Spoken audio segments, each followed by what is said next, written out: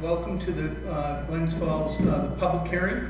It's Tuesday, November 28, 2023 at 7:15. We have a public hearing for the ratification of a proposed 2024 general fund water and sewer budgets. The full copy of the budget's been posted on our website as well. I provided the council, and there are extra copies of a quick overview for you that I'd like to read into the record, and then we'll open up to public comment if anyone has any public comment for the budget overview. So as I open this public hearing on the city budget, I want to offer my thanks to Councilman at Large Clark for shepherding the budget discussions, and to the rest of the council for the dedication you've shown in this important work. It's been a long process. We've all spent many evenings committed to developing this reasonable and responsible budget.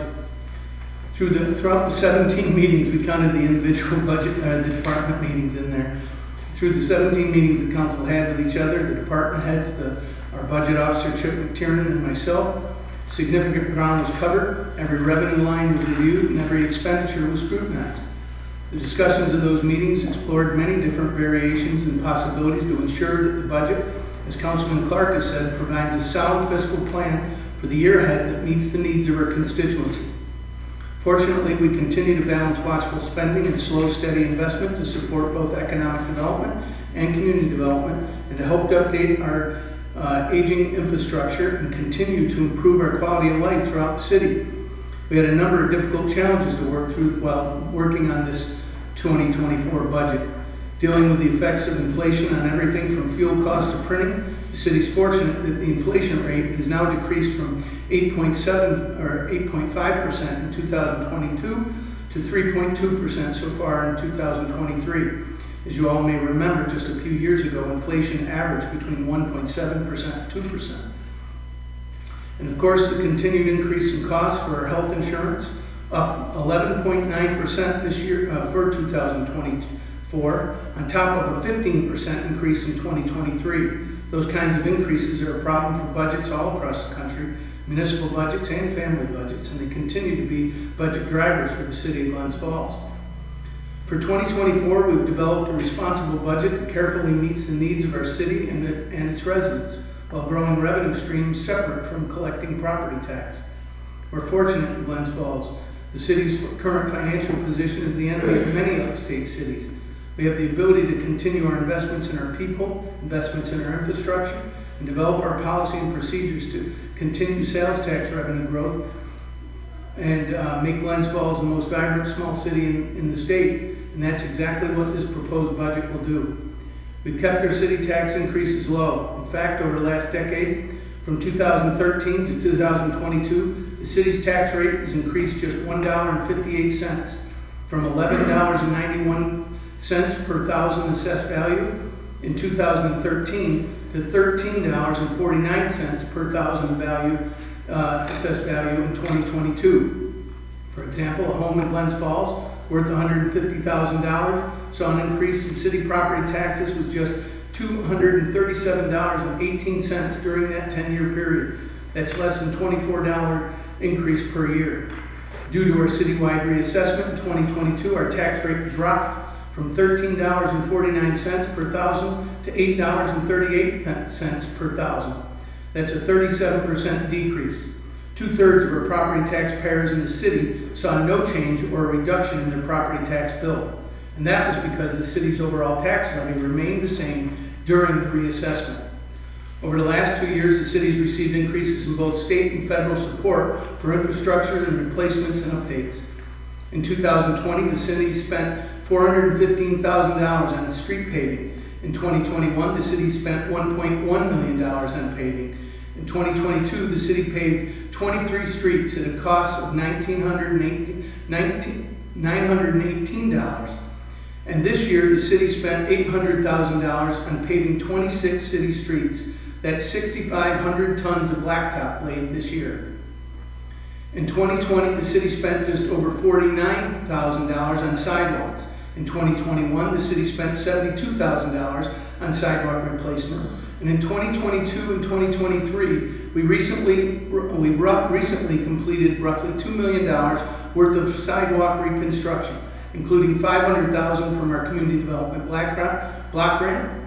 That's 3.31 miles of new ProWAG compliant sidewalks and 1.8 miles of new curbing. That was a multi-year contract starting in the late summer of 2022 and continued through our entire construction season in 2023. We're continuing to develop a plan for 2024 with paving and sidewalks, with locations on lists from the Common Council and members of the public have contributed and advocated for. Because of the continued state and federal funding increases, along with our competent administration, the 2024 plan will total nearly $2 million, consisting roughly of $600,000 in sidewalk spending, $700,000 in streets paving, and $400,000 for 3 new traffic lights with pedestrian lights signals, all using CDBG money, CHIPS money, and state paving money, and not property tax dollars. Our efforts to invest wisely includes our major DRI projects in the works, including our new event and market center on what will be our revitalized South Street. It's really just a deposit on what will be at least $42 million investment in the revitalization of our hometown, USA. We have new walking and biking bridges crossing the Feeder Path Canal and bike lanes on Murray Street. The development of a new walking path along Pines Island shore, which will go out to bid later this winter, is opening up the city's waterfront for the first time in decades. New basketball and pickleball courts in our primary recreation facilities, funded by an investment of ARPA money and a project that was long overdue. Among many other additions, soon to be new location of Praxis Technology on Pines Island, the new locations of Simon's Heating and Cooling on Warren Street are evidence that the city is increasingly attracting new businesses. We've one newly named Brownfield Opportunity Area in the South Street Broad Street corridor, and the state just notified the city that we were awarded a grant to develop a second BOA on the Warren Street corridor. Those BOAs open opportunities for additional grants to help companies redevelop any vacant or abandoned commercial properties, not just those with environmental concerns. We also just received word that New York State has approved the city's application for Smart Growth Community Planning and Zoning Grant to help begin the updates needed for the city's 20-plus-year-old comprehensive plan.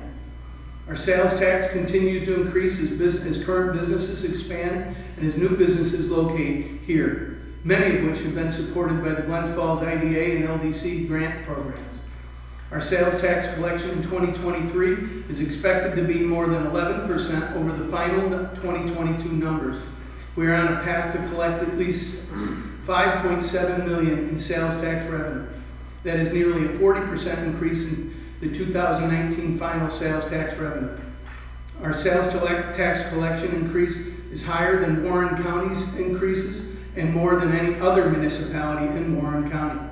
Our downtown continues to thrive, our storefronts are filling, and many property owners are looking at renovating their second and third floors into updated living spaces. With all our current successes, the path to get here hasn't been easy or hasn't been without sacrifice. For instance, our strong financial position is a result of the elimination of 25 full-time positions, about 16% of the total employment over the last 14 years. Strong culture of fiscal responsibility and tight fiscal management by our current department heads, a growing and thriving central business district, as well as retail, commercial, and industrial sites scattered throughout our 3.8 square mile city, and the current ongoing vacancy of another 25 budgeted positions. While we always need to budget for full employment, the work to fill empty positions with current salary levels and employment headwinds make filling these positions a never-ending process, leading to unspent budgeted personnel lines each year. These are the primary reasons that for year over year, for the last 8 years, the city has realized higher revenue and lower expenses at the end of each year than we budgeted for. Each year we plan full employment, and we hope we can fill these vacancies. But good wishes and hopes don't protect our solid financial footing. We know that there are healthy concerns about ongoing expenses, pay equality for our public servants, and protecting and preparing for our future growth. We understand that if we want to thrive in the long term, our fiscal house must stay in order as we grow. We are focused on fiscal responsibility every day. But we also must be careful not to accidentally save our way into a crisis. This budget is what the council is voting for tonight includes an increased pay for our police officers, an increased pay for 6 of our department heads, an investment in recreation to develop youth sports tournaments, and continued increase in expenses of liability insurance, employment health insurance, and state retirements. I want to provide a little more detail on these items. The pay increase for our city police officers is an increase of $3 an hour plus 3% to the entire department.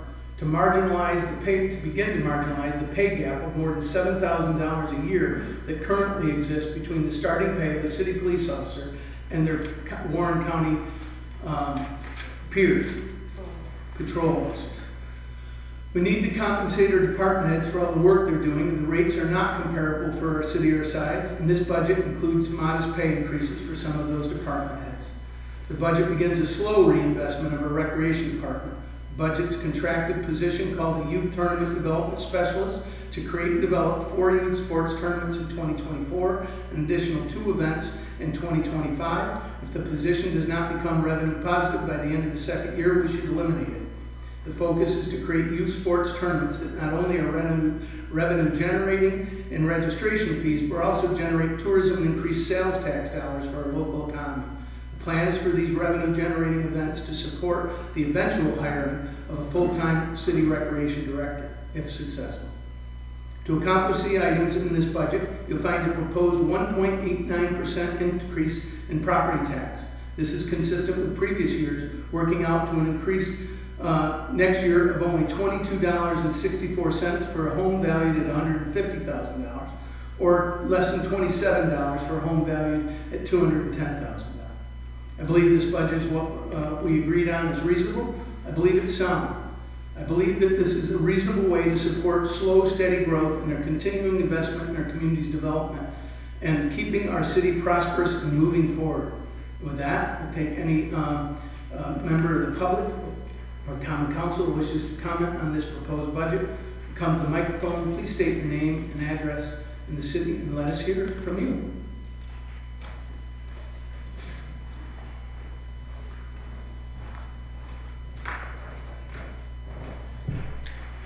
Joe Maglione, 68 Webster Avenue. How's everybody doing tonight? Very good. You guys did a nice job with this budget. My only question is, how did we get to the 1.86? Are we taking money out of a fund to get to this point?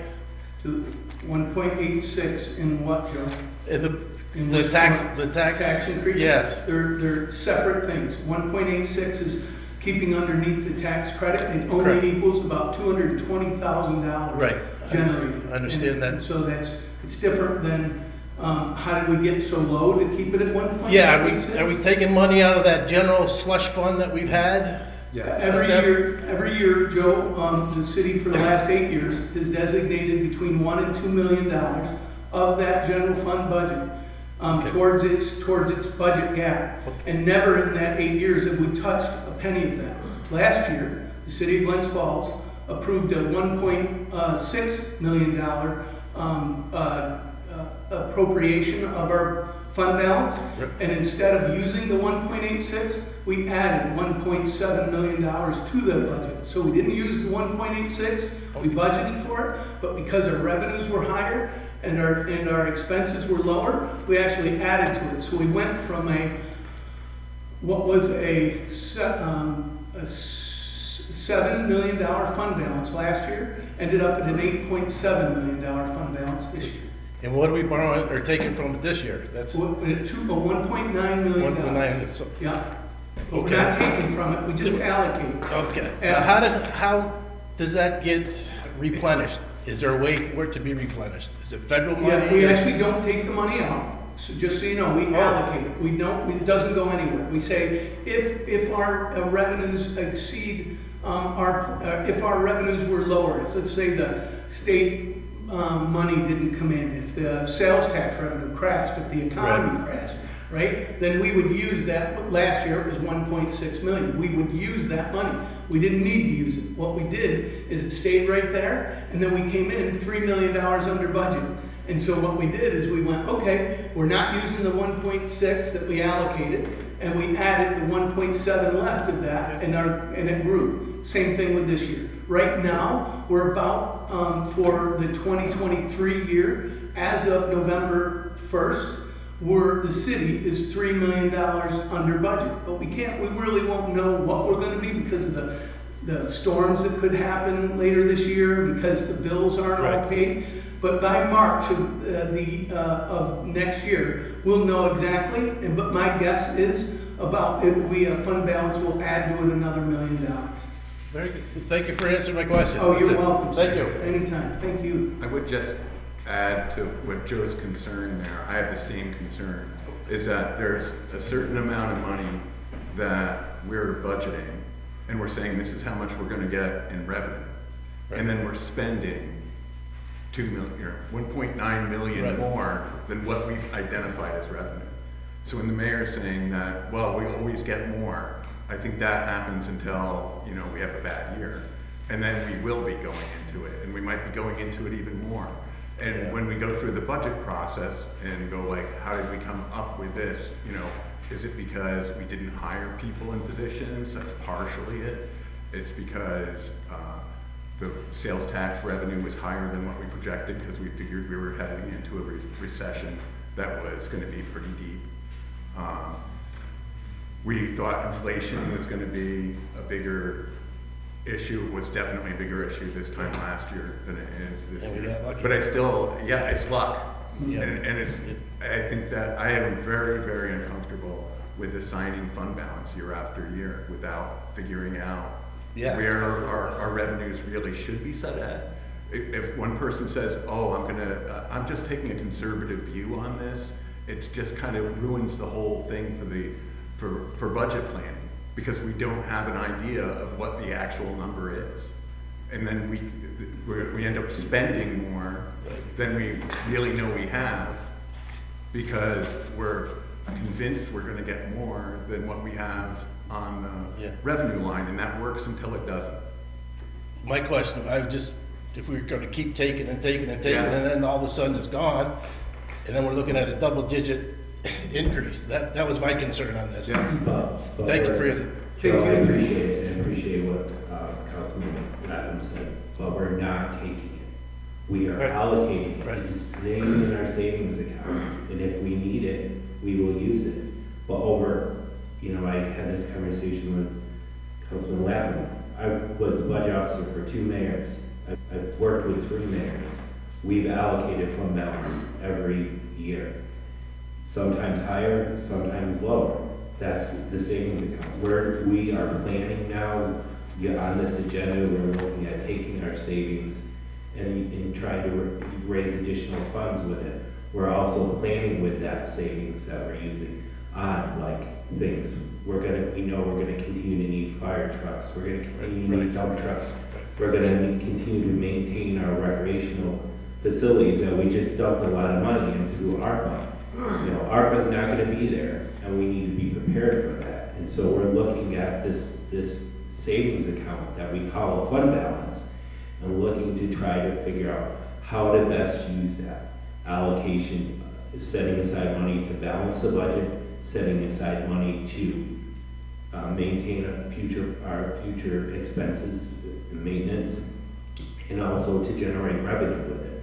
So we can continue to do the things we need to do for the citizens of the city of Glens Falls. thank you for explaining that to me, thanks. Thank you.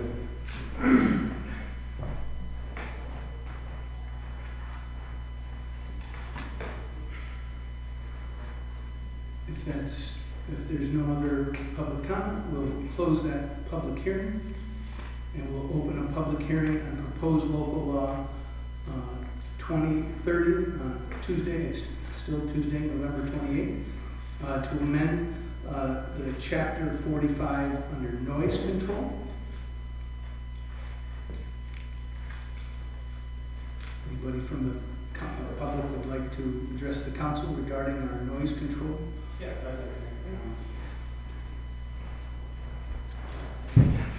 my name is Ken Pagels. I live at 8 Maple Terrace in Queensbury, New York. I'm hoping that the amendment is approved by the or the recommendations of the Buildings and Code Committee is approved by the council. The reason why I care about it is I own 2 properties on the east end, and I'm a hands-on landlord for residential tenants, and I field all the complaints personally and try to fix everything for them. One thing I couldn't fix is overnight noise, which to me affects the, I'm sorry, I'm not a public speaker. Yeah, it affects the quality of life. It really does. And the laws, the way they've been written, I think was, I don't want to say short-sighted, but It it was could very not narrow. address any overnight noises. Very narrow in scope. Thank you, that's the way I wanted to put it. So my hope is that it gets approved for my tenants. Thank you. Okay? Good to see you, man. Yep, thank you. Thank you. I'd like to thank you and Ms. Tracy and some of the other people who have come to us for your patience. I know it's taken some time, but we really did want to get it right, and as much as we wanted to do it as quickly as possible, we wanted to take our time and make sure that we were vetting it. So I believe that everybody feels good about it at this point. And I want to thank Councilman Lapham for taking the lead on keeping track of the edits and the draft. And I think that we've done the best we can to put out a good draft to go on. So that's it.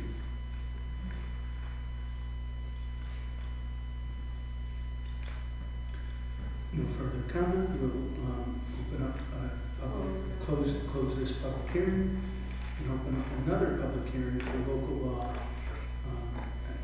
2023 for the zoning chapter 220-6, 6 Sherman Avenue. 4 Sherman Avenue. It's 220-6, property is located at 4 Sherman.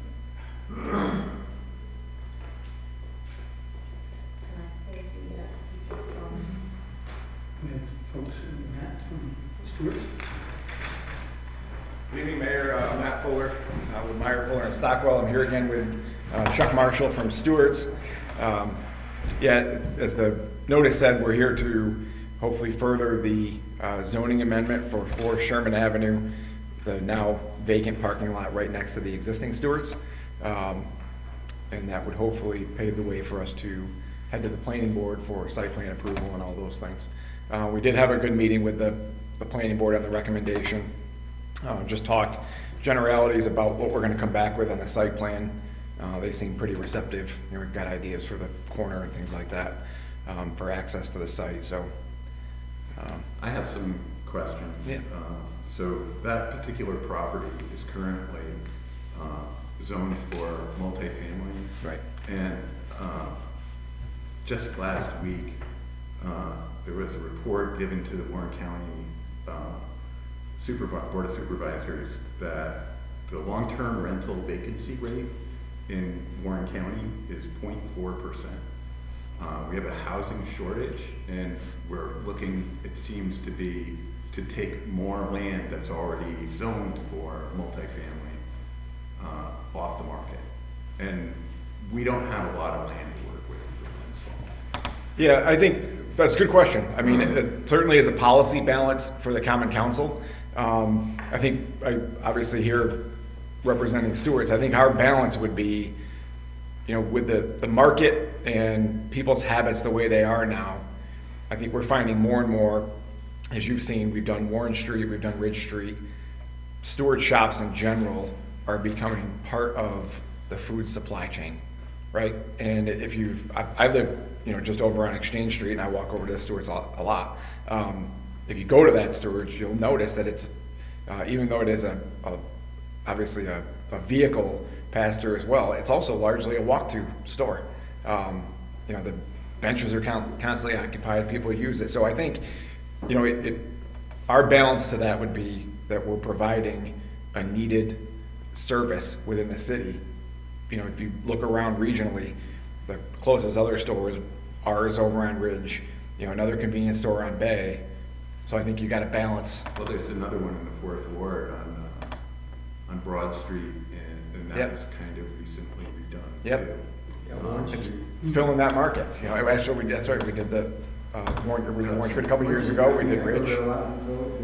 Yeah, so I understand, I think, and, obviously what I personally did with our building that we bought, it renovated the second floor into housing. I think we're gonna see more and more of that in the city.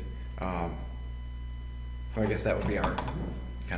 It's also been non-conforming, it's been residentially zoned for years and years, and anybody could have bought it and put up a housing apartment, we didn't. And- Well, at the and same also we point, did- it they did hasn't sell- gone for excuse me, sale. excuse Oh. me, just one sec. The 333 Glen put up 3 lots for sale, and one of them is being purchased by, Chris Patton was approved by the planning, so that's a couple dozen housing units there too.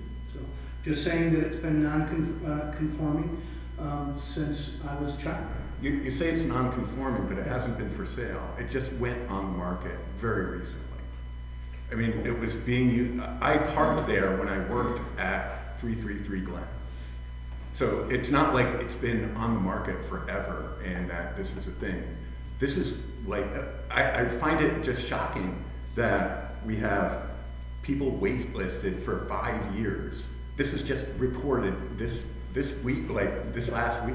You find that shocking? Everybody. Well, that you're so housing cavalier shortage in about West how Dallas. this has been able to be developed according to the zoning for years and years, which was what you just said. I did. It's been that way. It's been an empty It property. hasn't been for sale. It's been used as a parking lot. I used it as a parking If lot. you Can talk to I the ask a people. question? Sure. Thank you. When we redeveloped, when Stewart's has redeveloped a property, what do you see as far as increase in business, activity?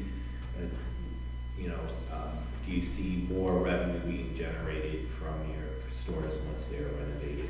Yeah, absolutely. I mean, in the instance of Warren Street, I'm fairly certain that had gas, but not the level of gas that it does today. Ridge Street obviously was a relocation across the street. I don't want to give exact numbers, but we're talking at a minimum of at least 20% increase in overall sales tax contribution. So in it'd both be fair to instances. say, when this is redeveloped, when we redevelop this property, we should see a general increase in sales tax revenue. 100%. I think the other side of it is as a vacant parking lot, your property taxes, the assessment is less Right. than it would be as an incorporated improvement to an existing Stewart's. So in 2 separate revenue streams, we're gonna see increases, sales tax revenue, property tax revenue. Correct. As a city. Yeah, and I think the better example of that would be Warren Street with the conversion. I think at that time it was 3 residential units that were converted into commercial units. That was and that might have been a non-conforming use to the store itself. But again, every instance except for Broad Street has required some type of zoning amendment. Well, I wanna say, I grew up in Glens Falls. We had a neighborhood grocery store in seemed like every street corner. And I think Stewart's has replaced that as our neighborhood grocery stores. And I appreciate the company's commitment to our community, to various not-for-profits in our community through the holiday match, which is starting right now. So I appreciate that. I appreciate that you are willing to reinvest in your properties. I think it will only help our city, so thank you. I understand Councilman Lapham's concern. I think it highlights the need for us to update our zoning, and I know that I'm glad that we're in the process of making that happen, because we're gonna work on a comprehensive plan, which we've just received a grant for, and we're going to follow that with a zoning update. But at this moment, we don't have that information to go off of.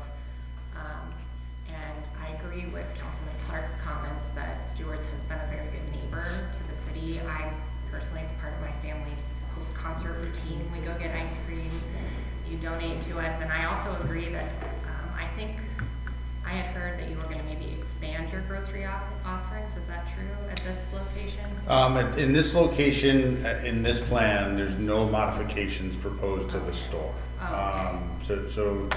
This will not be a redevelopment of the store. This will only be an addition of gas. Slight modifications, currently on the, west side. It's either the north or west side. There's no window to see the gas. There won't be the level of investment that there was at Warren or Ridge. We are, optimistically looking to do something of that scale, but there are other properties that we don't control and, can't speak to what that would be. So it would be nice if we had that updated plan to make this decision with, but we don't, and in light of that, I don't have any reason not to support this. I think you've done a good job at all your stores in the city. But I do think you raise a good point that we need to be considering holistically these decisions. Another issue that I see with it too is that this is an area that leads right into downtown. And this is, kind of a gateway into the downtown. And without being able to see what it is and that's gonna be done, the store's not gonna be larger. There's gonna be more gas in there. It's tough getting in around through that area anyway. Yeah, I do think at Matt's point, the discussion with the planning board was that any, site plan modification would require modifying the Sherman Avenue access, which, having witnessed someone make a left onto Sherman Ave there this evening, is probably the second most dangerous thing I saw as a member of the driving public today. So I do. It's way too close to the light, and it's a pedestrian. It's definitely a pedestrian conflict, waiting to happen. And again, we talked to the planning board about moving that driveway as far up Sherman as possible. Again, I think as someone who's not from the city, has spent some time at the store, I could see even, long-term plan, working with the planning board, the stacking situation that you guys have. I could see if we attempted to shift everything closer to the Bacon Street side, eventually putting in like a right turn lane, that we can design for today so that in the future you guys can address. But those are all the things that can't happen without the zoning.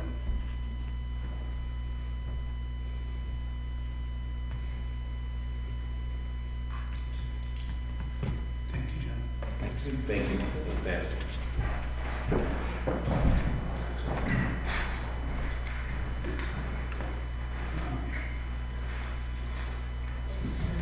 So,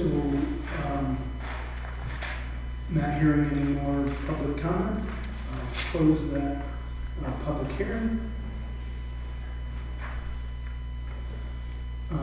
And we open up our regular common council meeting. It's still Tuesday, November 28th.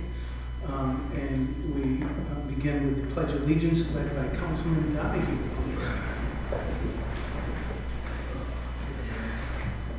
Pledge allegiance to the flag of the United States of America and to the republic for which it stands, one nation, under God, indivisible, with liberty and justice for all.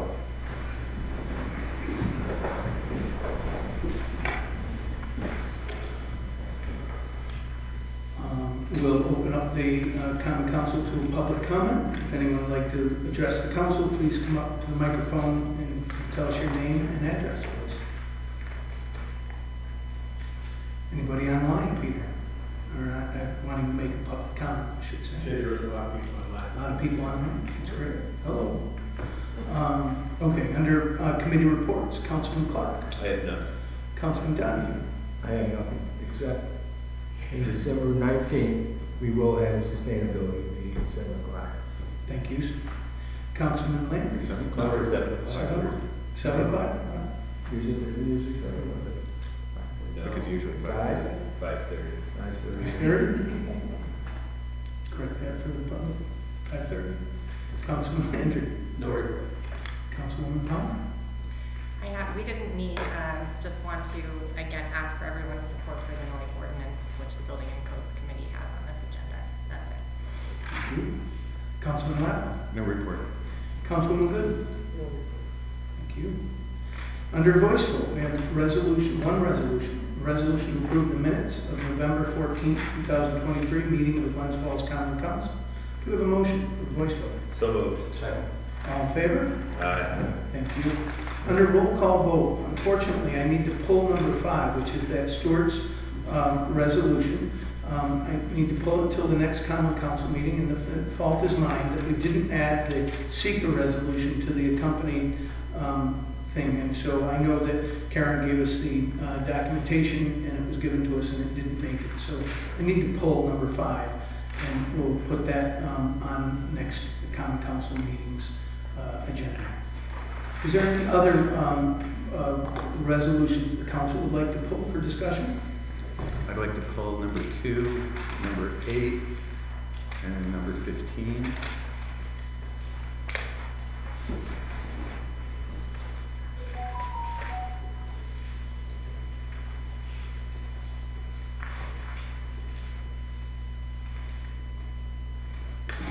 Any others the council would like to pull? Not hearing of any, we'll go to roll call vote.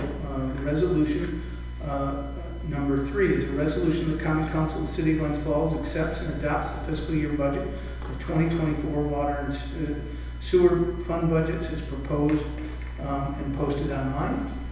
Number 4 is a resolution to approve the adopted local law -23, a local law to amend the City Code Chapter 45 noise control with the amendments to be added to the City Code of Glens Falls and authorizes the clerk of the City of Glens Falls to take actions necessary to publish the notice of the local law. Number 6 is a resolution to authorize the mayor to enter into a contract with Cash Vest 3-to-1 to perform an analysis and explore potential opportunities for the City of Glens Falls to capture unknown proceeds from investment opportunities. There's no cost to this in the city unless analysis shows positive results. The city then retains Cash Vest as its agent. 7 is a resolution to approve the Community Development Rehabilitation Application number 2022-19-006 in the amount not to exceed $20,000. Work to be completed includes the addition of direct vent hot water heater, basement window replacement, and lead-based paint hazard mitigation. 8 is pulled. 9 is a resolution to decrease expense line A11990-9000 contingency by $14,000 and increase expense line A67145-4479 and other contracted services by $14,000 to pay children repairs at Glens Falls Recreation Center ice rink. 10 is a resolution to approve payment and agreement for 16 Nelson Street, Glens Falls tax map number tax map number 302.20-10-4 as a down payment has been received. 11, a resolution to accept and approve the independent audit of the 2022 City of Glens Falls financial records. 12 is a resolution to accept the lowest quote for removal of city trees on the current tree removal list as of this date from Tree Care by Stan Hunt, Inc., Queensbury, New York, 12804 in the amount of $20,700. 13 is a resolution to authorize payment to Envision Architects in the amount of $81,220 for additional services related to the design and construction of the 2 DRI finance construction projects, the Glens Falls Market Center and the South Street Pocket Park. 14 is a resolution to authorize the payment for additional services provided by AJA Architects, 9 Broad Street, Glens Falls, regarding the design, engineering, construction oversight, and administration services for the Glens Falls Market Center and other DRI finance construction projects in the amount not to exceed $72,500. 15 is pulled. Resolution to retroactively approve an encroachment permit is approved by Mayor Collins on November 22nd, 2023 for B. Ketto and Catherine Lytount, owners of tax map number 308.28-4-8, commonly known as 144 Glen Street, Glens Falls, New York, to have absolute design completion at 3 Briarwood Circle, Queensbury, to close off sidewalks at Hudson Avenue and Glen Street for masonry repairs from November 29, 2023 through December 6, 2023, with the understanding that this area is to be cordoned off with proper signage for pedestrians to have access per PROAG regulations. 17 is a resolution that the Glens Falls Common Council be Greater Glens Falls the Glens Falls Common Council, that the Greater Glens Falls Transit's 2023-24 capital budget be hereby adopted as follows: that the mayor or his designee is authorized to execute federal and state grant funding agreements related to this program. Be it further resolved that the city controller is hereby directed to implement the above balances to GGFT's capital budget. 18 is a resolution: Glens Falls Common Council hereby approves a purchase agreement award to the Double K Inc. DBA Hometown Trolley of Crandon, Wisconsin, for its quoted price of $222,267 per trolley, or $404,534 for 2 trolleys. And further be resolved that the Glens Falls City Attorney is hereby directed to prepare appropriate purchase agreement for this procurement consistent with CDTA's established specification in the purchase agreement and applicable federal and state funding requirements. And be it further resolved that the mayor, as designee, is further authorized to execute the agreement on behalf of Glens Falls and the Greater Glens Falls Transit. 19 is a resolution to approve the warrant. Do we have a motion for a roll call vote? So moved. Do we have a second? Second. Roll call vote, please. Councilman at-large Clark. Yes. Councilman Donahue. Yes. Councilman Henry. Yes. Councilwoman Thomas. Yes. Councilman Lapple. Yes. And Councilwoman Glidden. Yes. Thank you. And under pulled resolutions, number 2 is a resolution that the Council of the City of Glens Falls accepts and adopts the fiscal year budget 2024 for the general fund budget as proposed and publicly posted online at our website. Councilman Lapham? I would like to ask that we allow the public a chance to respond to this. This was what my understanding was we were going to do at the last budget meeting that we had. Yes, I apologize for that. I thought we had till the 15th, but I was mistaken. It is actually the 1st of December. If we do nothing and we wait until the December 12th, our controller is concerned that we will get a negative audit finding. It's your pleasure. If you guys want to have more public input, I that's think fine. with a $20 million budget, to have gone from, you'll have a chance to look at it, think about it, and you can get back to me, and then finding, as I'm getting here today, that we're doing something different, to me, that is, not something that I want to do. Yes, and again, I apologize for that, and. I would rather have a negative finding. Okay, And I was getting to that, but. I would. It's. And this budget's been, you've been working on this budget since October 4th. It's been public. You've had 17 meetings about it. And Councilman Lapham, if I'm not mistaken, you've already indicated to Councilman Clark that you weren't going to vote yes for this budget. No. I actually never actually said that to Mr. Clark. Really? So yeah. Okay. He didn't say that to me. He said he had concerns. That's really interesting that the mayor is going and saying that I'm already going to vote a certain way on this. Look, Councilman Lapham, this budget's on the agenda. You can vote any way you'd like. I'm just telling you, Mayor, Yeah, that it's on the when record. we had the last budget meeting, we said we were going to put this in front of the public and have the public have a chance to respond to it. That's correct. And you saying that, that this has been public all along is kind of farcical, because we should have been presenting something to the people on November 10th, according to the charter. So, This has been, again, I appreciate Joe's comments coming here and making a statement about the budget that was published on our website. Again, if, I don't know what to tell you, I apologize, I misstated myself at our last budget meeting, saying, asking the council if we wanted to wait until the 12th, thinking that December 15th was our deadline. You can take me to task for that if you want, Councilman Lapham, and that's fine. And anybody else on the council, but I apologize. So Jim, could you also tell me what conversation you had with the mayor to tell him how I was gonna vote? And how that went along? I don't think that's Well, what that's not relevant, and let's move on. I don't, so it's up to. There needs to be a motion for resolution number 2 in a second. I want to just ask a question since we're still pulled for discussion, right? Mhm. So, because I wish I had caught it earlier. We had discussed, as you said, last Monday that we were gonna tonight set a public hearing for 2 weeks, and when I saw it on the agenda, I didn't notice that that's not what it said because we had already agreed upon it.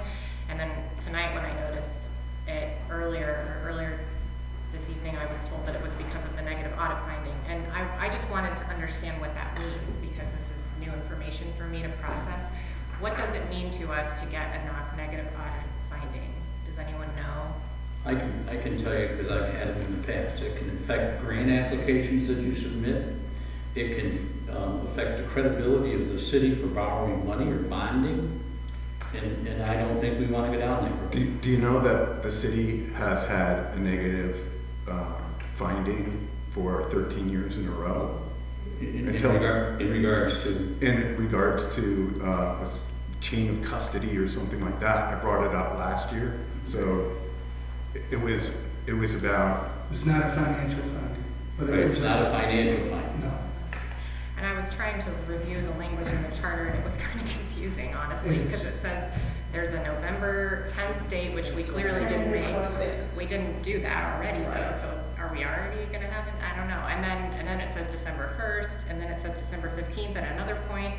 So, if there weren't going to be negative consequences to us financially, I would want us to do what we said, set a public hearing and give the public a chance. But if you're saying you're sure there are going to be negative consequences, I wouldn't want that to happen. So I wish someone could answer that question. It's the opinion of our controller. As soon as she saw it on the resolution, she came to myself and Chip. I had Chip call Jim.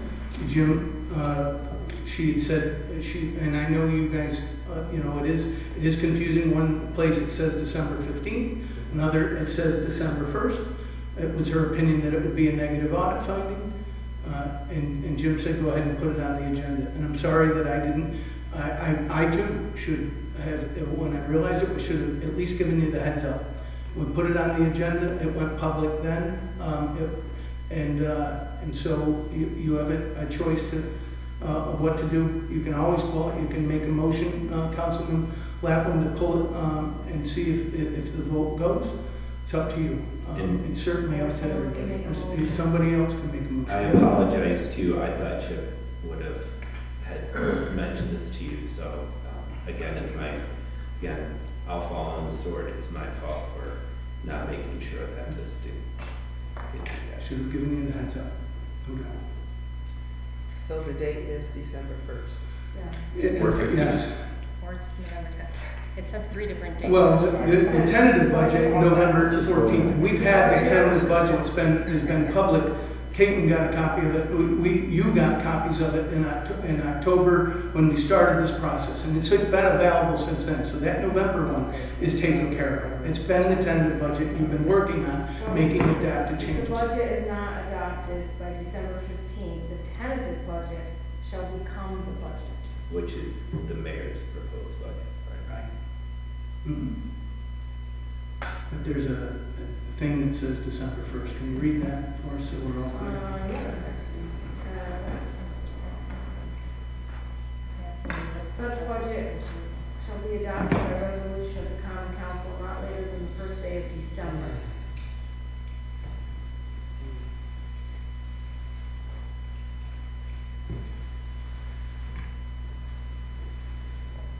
I'll make a motion to bring it to the table. A second. Roll call vote, please.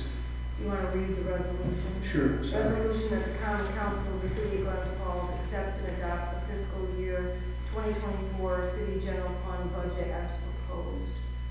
So that was Landry and Donovan. Councilman at-large Clark. Yes. Councilman Donahue. Yes. Councilman Landry. Yes. Councilman Palmer. No. Councilman Lappin. No. And Councilwoman Good. Yes. Thank you. We pulled resolution 5. We won't- So the motion passes. So the motion passes. Thank you, sorry. 5 we pulled, and we'll keep it pulled until the next council meeting. Just to do the seeker, Just to be secretly. should not pass the motion to change the zoning law without a seeker, which is prepared and will be on the next agenda. 8 is a resolution to approve the City of Glens Falls Community Development Manual payments in the amount of $22,266.70. Councilman Lappin? This actually says on it exactly that. There's no additional info, and when you look into the additional info, it mentions, I think, professional services for Tri-County Literacy, Community Action, Wait House, Family Service. I have no idea what these things are, so it makes it difficult. I wanted to get more details. I've asked a number of times to. The previous one had really great detail to it. So the one for $20,000 from Community Development. So this is very frustrating to me.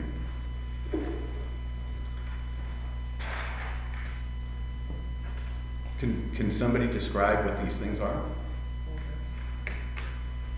No, I guess we will keep this pulled and postpone the community development manual payments in this amount and get you some details for us for next council meeting. What, 11,500 to code enforcement?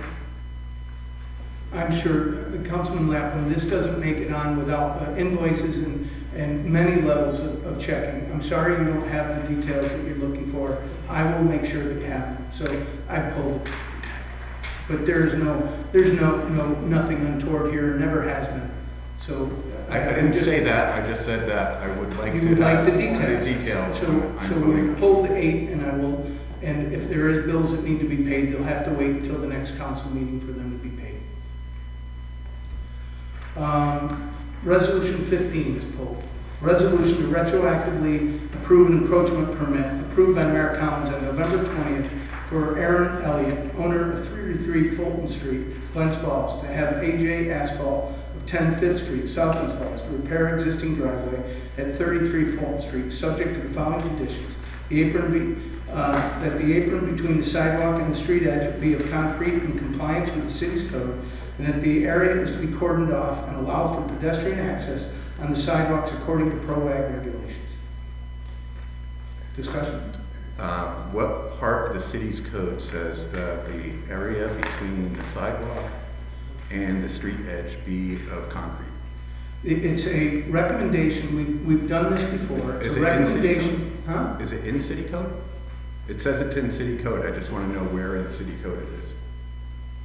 I don't know. I don't have that information in front of me, Councilman Clark. Councilman Devitt. No, they're putting in concrete, and it's been a permit approved. Well, it says the city code and the area is to be cordoned off to allow the pedestrians access And to it the says in sidewalks. compliance with the city's code, and I'm asking where it is in the city's code that says that it has to be made of concrete. Well, I can tell you that the planning board has always interpreted that the apron is But part of the this- side. This says city's code, so. Okay, and I'm gonna look up the section that deals with sidewalks, and that's what I'm trying to tell you, that all the sidewalks in the city are supposed to be concrete, and planning board has interpreted the apron is part of the sidewalk and therefore is concrete. But if you go to the city code and look up sidewalks, streets and sidewalks, talks about the grade of the sidewalk, 6 inches in depth that approaches aprons and sidewalk crossings at driveways. So it talks about the code at sidewalks 189-1. It doesn't talk about the apron between the sidewalk and the street edge be of concrete, which is what my point is. It says in compliance with city's code. That's not a, that's So so how about standard. this? How about- The sidewalk section, 89-1B, concrete. Concrete shall be as provided by ready-mix truck. Concrete mix shall be 3,500 pounds per square inch design or better. And so the apron is part of the sidewalk. There's not a part that says that between the sidewalk and the street edge in the That's city apron. code. The apron. That is not in the city code. That's your interpretation. So if we take out the compliance with city code, what's wrong with this resolution? I feel that we should actually maybe make a resolution because it's very, very, not consistently done. So this is the most expensive way to do this. And if you go to like, private businesses, they tend to have just pavement in through there. When you go to like Hannaford's, it's paved all the way through with asphalt, which is cheaper.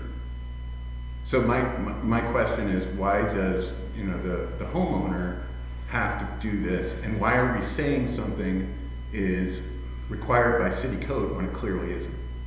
And it's not being done it's not being executed that way. There's no apron on most of these commercial buildings. Would you be comfortable, Councilman Lapham, if we said the apron, in compliance with the recommendation of the planning board? At least then you could vote yes or no, and you'd know, because that's what your concern is, and that's what your concern was before. You can still vote. You can still vote. I mean, right, you can still vote as the way it is. Right. So I hear your concern. It's the same concern you had before, that you don't like the recommendation that. No, it's not that. What the issue is. Blacktop is what, half inch? Well, the sidewalk is Well, 6. look at with, We got where's the apron at Hannaford's then? I don't care about it. Talking about a supermarket. With potholes in it. Hey, it's blacktop. So, Go ahead. so like, it's okay for somebody that has a I don't $16 think million. blacktop for a city sidewalk is adequate. Nor does the. It's not for the city sidewalks. This isn't even about the city sidewalk. This is about the apron. Councilman Lapham, there are more, I mean, we understand that you're This is not. also the thing of, that we have these resolutions put together that are stating things that are false. Or we're having public meetings that don't really fit the requirements for public meetings. So it's about those kinds of things, about when we say something, that it means something. So, yes, I would like that taken off, because I don't believe that that's correct.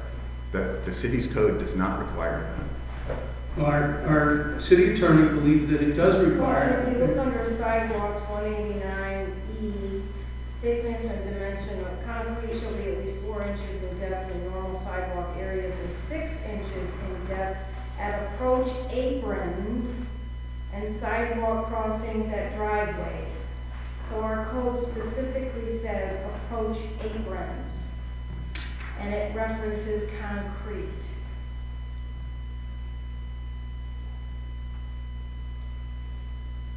Is there any other comment about this resolution? I'll make a motion to bring it to the floor. Do we have a second? Second. Roll call vote, please. I'll read the resolution. Resolution to retroactively approve encroachment permit approved by Mayor Collins on November 20th, 2023 for Aaron Elliott, owner of 33 Fulton Street, Glens Falls, to have AJ Asphalt, 10 Fifth Street, South Glens Falls, repair the existing driveway at 33 Fulton Street, subject to the following conditions: that the apron be between the sidewalk and the street edge be of concrete in compliance with the city's code, and that the area is to be cordoned off according to allow for pedestrian access on the sidewalks according to ProWag regulations. We have a motion. We have a motion for roll call vote by Councilman Landry, second by Councilwoman Gooden. Roll call vote, please. Councilman at Large Clark. Yes. Councilman Donahue. Yes. Councilman Landry. Yes. Councilwoman Palmer. Yes. Councilman Apple. No. And Councilman Gooden. Yes. Thank you. Motion passes.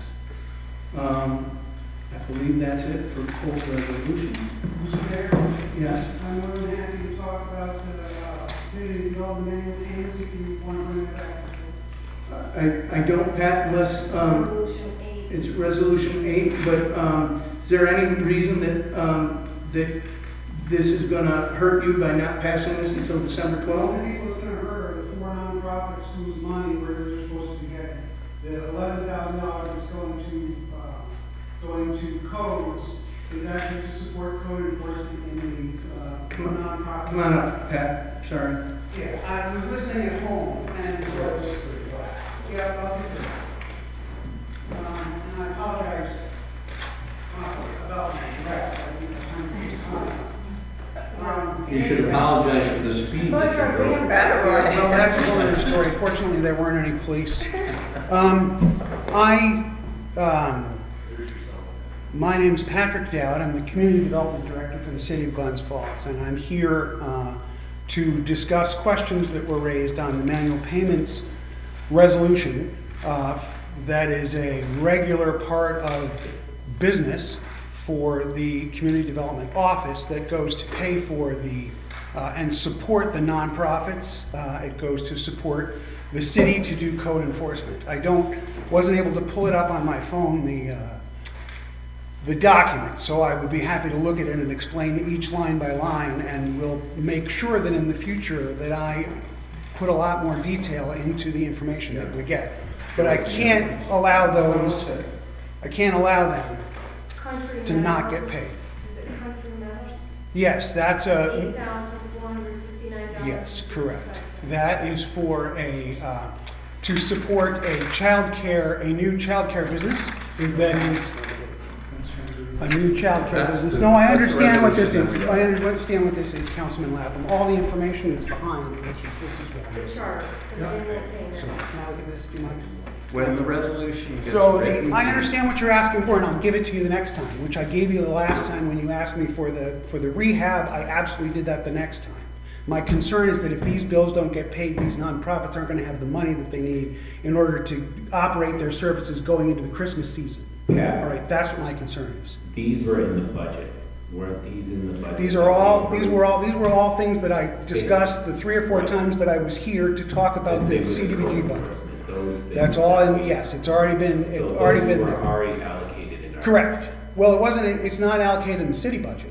No, in the community. In the CDBG, yes, in the block grant budget, yes. Go ahead, go down the list, please. Okay, so Country Meadows is a brand-new childcare, daycare business that is starting on South Street, and the place where one closed. That $8,400 is to go for economic development money, to go for a play area in the back. It's part of the money that we're going to end up giving them. Code enforcement, as I said, is money that comes out of the CDBG budget every year to support the city's. Sorry, I'm still apparently going 60 miles an hour on Maple Street, so I didn't go 60 miles an hour on Maple Street. That $11,500 goes to support the city's efforts in code enforcement in the low and moderate income areas, which are the Old Ward 5, Old Ward 4, Old Ward 1, part of Ward 3, and part of Ward 5. The home is what we call a soft cost. Basically, that's in order to help support a home purchase. The 64 for Tri-County Literacy is to pay expenses for them. Community Action is a portion of the total amount of money that we give them to support their operations and services, a program called Project Option, which supports people who, who need homes, who need food, who need education programs. Wade House is the same way. It's the shelter for teenagers. That's $666. Family Services, $399.12. That's also going for their operational programs. And I apologize for creating an uproar. If there's any more questions, I'll be more than happy to take them, and I'm certainly going to make sure that in the future that you get what you need, Councilman Lapham, so we don't have to do this again. So we want to make sure that for the public hearing about CBG money, that they clearly understand this is not property tax dollars. This is CBG money. Correct. That we This get is as all- entitlement this is community. $500,000 And it goes in that the front of city gets. It's part of the plan. Correct. To disperse this money that the council's already looked at. Correct. And that Plan the we're council's finally looked at. dispersing the money. Correct. As we do it throughout the year. Correct. Thank you. Is anyone comfortable with, so now I'll read it again, and if not, that's okay. A resolution to approve the City of Glens Falls Community Development annual payments in the amount of $22,266.70. So moved. Second. Roll call vote, please. Councilman Large Clark. Yes. Councilman Donahue. Yes. Councilman Landry. Yes. Councilwoman Palmer. Yes. Councilman Apple. Yes. And Councilman Finn. Yes. Thank you very much. And. Thank you, Pat. Yes, thank you, Pat, for coming in. Appreciate it. appreciate that, I'm sure. Yes. Yeah. Old business, Councilman Clark. I just want to thank our department heads, the mayor, Chip, our city controller, and the council members for this budget process. We certainly was much better than it was last year, much more, didn't feel rushed until tonight. So again, I apologize for that, and that will happen again. But I do want to thank everyone for their time and commitment to making sure that we can continue to provide the needs to our community through our government. So thank you, everyone. I really appreciate it. Thank you. Old business, Councilman Donahue. Nothing at this thing. Councilman Landry. No old business. Councilwoman Palmer. I have no open. Councilman Lapp. I have a question about Elm Street construction that's going on right now. So I don't know exactly what's happening. I don't know if there's, if it's something with the DRI or what, but there's construction happening and it's like cutting off sidewalks. I believe the construction downtown is the beginning of the water and sewer improvements, but I can check and get back to you. Yeah, I'd just like to see, because I was just driving through there this morning, and one of the sidewalks was cut off. There was construction equipment. There was nothing other than like a road closed sign, but nothing diverting any of this stuff, nothing along the lines of pro-ag, sort of. Thank you. I'll follow up with you, sir. That's it. Thank you. Hold on a second, let me make my note. Councilwoman Good, old business. New business, Councilman Clark. Yeah, we're in the holiday season, and we've got a lot of activities starting last week and now continuing on to this weekend with our tree lighting and our holiday festival. It's an exciting time for our downtown businesses, and it always looks spectacular in the wintertime during the holidays with the lights. Ben took a really beautiful picture. Councilman Lapham took a really beautiful picture when it snowed and he was downtown. So it really sets off the festive mood. So I hope everyone can get out this weekend and Friday. And a lot of activities going on between hockey and I'm probably stealing Councilman Landry's thunder a little bit, but I look forward to seeing everyone on Friday, so. Thank you. Councilman Donahue, new business. Nothing this time, but go ahead. I'd like, first of all, to congratulate the High Museum, who this fall celebrated their 60th year in the community. Fortunately, the donation of the High Home by Charlotte High some 60 years ago, along with its art collection, started what has been developed into a world-renowned museum right here in Little Old Glens Falls, which we should be pretty proud of. It is the centerpiece of our arts district and hopefully will be cherished and developed more as it moves forward.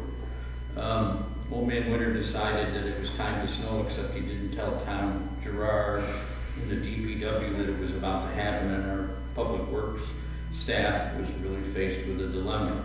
Even though we were not finished with open leaf pickup, DPW did the best it could, plowing around the remaining leaves wherever possible, and is finishing up that task this week. So I'd like to thank the DPW for the work that they did. Recently, the city suffered, we don't have many, I think our city fire department actually responds to 2025 structure fires in the course of the year. Every structure fire in the city of Glens Falls is important because our housing is so close together. We recently had a devastating fire in a larger home up on Glen Street. Quick response by our fire department helped stop the spread of the fire and save the home as well as neighboring homes from destruction. And it's always good to know that we've got our fire department there, and I thank them for their good work. Lastly, in talking about our fire department, I want to congratulate Captain Rick Stafford, who recently had the honor of attending the Fire Academy in Utica for the graduation of his son, Parker. Parker will soon be joining the ranks of Glens Falls Fire Department, working alongside his dad and our other professional firefighters, and I'd like to congratulate Parker. Thank you so much. Thank you. Councilwoman Palmer, new business. A couple of those things were on my list, so I will. That fire was in the 3rd ward, and I really did appreciate that, and I let the fire department know that as well. And, you know, I also want to thank DPW, and I want to thank Tom for communicating with us all along. I thought that was really helpful. The schedule for the events this weekend is really detailed. If you go to downtownglensfalls.com, and they'll list, you know, all the various times that things are happening. I posted that, and I think that's a good place to get information. It sounds like a lot of fun stuff. And just some things that I'm really excited about going forward. As the mayor mentioned, we were awarded money for both the BOA grant and the comprehensive plan funds that we applied for from the Department of State. This council has agreed to allocate funds as well to a zoning update following the comprehensive plan. I think both of those, all three of those things are going to be very helpful, but the zoning and the comprehensive plan will really help us you know, take a holistic look at the city, make informed decisions, get input from stakeholders. And we passed on our resolution tonight, as Councilman Clark mentioned, an item to work with CashVest, and that will help us with asset management. I think that's another really positive step that we're taking towards planning and being thoughtful about our decisions. So those are all things that I'm really looking forward to, and I think we have a lot of reason to be hopeful about those initiatives. Thank you. Councilman Leonard, new business. I just want to tip my hat to Diana for bringing the CashVest opportunity to us. That was something that she found working with the college on the board there, and she said, "Hey, could this work here?" And you know, we got a presentation, and now we have more opportunities for some revenue. So I thought that was great. Councilwoman Gooden, new business. Well, isn't it great I get to go last? Yes. Echo. Thank you. Thank you. I do want to make sure I say, under new business, thank you all for the budget process. I know it's a tough journey. 17 meetings is a lot, and I appreciate all your work. Myself, let's see, I wanted to, you know, this past weekend, Festival of Trees, hockey games, and the Gobble Wobble, which I'm still alive from. So it's it's great to see Glens Falls hopping. It is fantastic. And then this Friday night, as Councilman Clark and everybody else has mentioned as well, is the City Holiday Festival. The mini parade, fire truck's gonna go a couple of blocks. Santa and myself and my wife will be on the, right behind Santa, I think, the whole way. So it'll be great. I also want to invite any of you. I'm probably gonna go out with my wife for some dinner and drinks afterwards. So if anybody would like to join me, it's an open invitation. We'd love to have you we're gonna probably after the parade, and we turn the light on, we'll walk through the